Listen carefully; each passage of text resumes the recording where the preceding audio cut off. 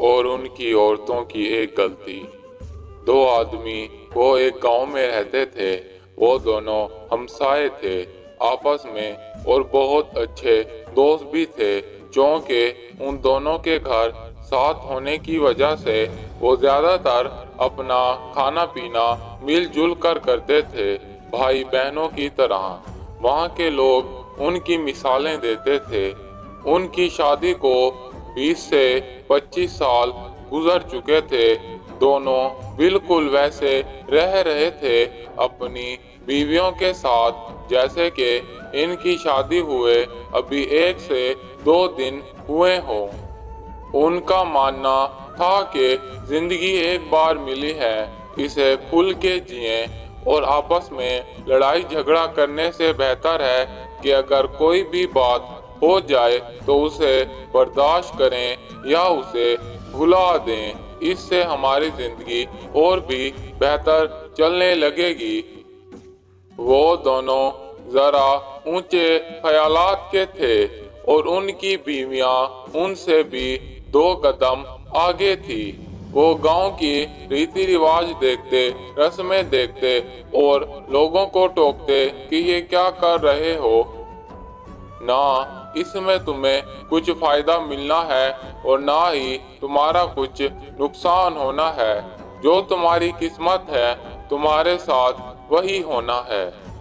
گاؤں والے انہیں سمجھاتے کہ ہر وقت بیچ میں نہ بولا کرو، کبھی تو ہماری بھی بات کو مان لیا کرو، تمہارے علاوہ اور کوئی بھی اس گاؤں میں ایسا ہمارے ساتھ نہیں کرتا کہ ہم اپنی پرکھوں سے چلی ہوئی رسم کو کر رہے ہو اور تم آ کر ہمیں ٹوک دیتے ہو۔ ان کی یہ عادت وقت کے ساتھ ختم نہ ہوئی بلکہ بڑھتی چلی گئی۔ ایک بار وہ سلطنت کی طرف گئے۔ سلطنت میں بڑا جشن چلا ہوا تھا۔ وہ اس جشن کو دیکھنے کی تمنا میں وہاں پر چلے گئے، کیونکہ ان دونوں کے بال بچے نہیں تھے اور ان کی بیویوں کا یا ان کا جب بھی گھومنے کا دل کرتا جہاں کہیں بھی تو وہ ساتھ چل دیتے۔ سلطنت میں جشن دیکھ کر، کھا پی کر ہنسی خوشی واپس آ رہے تھے۔ ان کا گزر پہاڑی علاقے سے ہوا، رات کا وقت تھا۔ وہ لگاتار سفر کرتے جا رہے تھے، کیونکہ کہیں پر بھی نہ بندہ نہ بندے کی ذات۔ وہ جشن میں اتنا مصروف ہو گئے کہ انہیں واپس آنے کا خیال بھی نہ رہا۔ تب وہ تمام ڈرے ہوئے تھے اور جیسے تیسے سفر کرتے جا رہے تھے۔ پھر انہیں پہاڑوں سے روشنی آتی دکھائی دی، جیسے کہیں پر آگ لگی ہوئی ہو۔ وہ لوگ ڈرے ہوئے تھے اور جلدی جلدی اس روشنی کی طرف پہنچے تو پہنچ کے دیکھتے ہیں کہ کچھ لوگ جنہوں نے آگ لگائی ہوئی ہے اور آگ کے چاروں طرف بیٹھے ہیں، اپنے ہاتھ اٹھائے کچھ مانگ رہے ہیں، اور آگ کے بالکل ہی اوپر پر ایک بت بنا ہوا ہے پتھر کا۔ انہوں نے یہ سب جیسے ہی دیکھا تو ان کی عادت پہلے کی طرح ہی تھی، بالکل بھی نہیں بدلی تھی۔